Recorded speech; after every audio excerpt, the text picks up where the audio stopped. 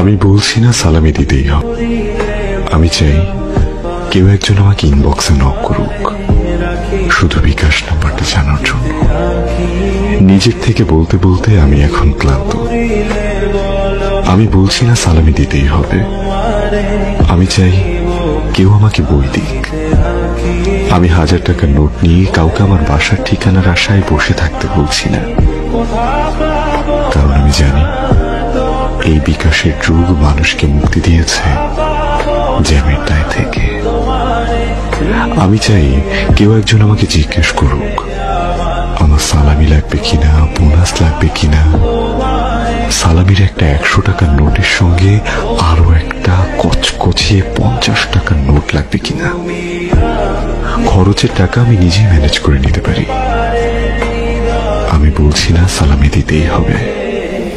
আমি চাই কেউ একজন ইনবক্সে নক দিক, কেউ আমাকে কিছু বইয়ের নাম বলতে বলুক, কথা বলার সঙ্গী না হোক, কেউ অন্তত আমাকে জিজ্ঞেস করুক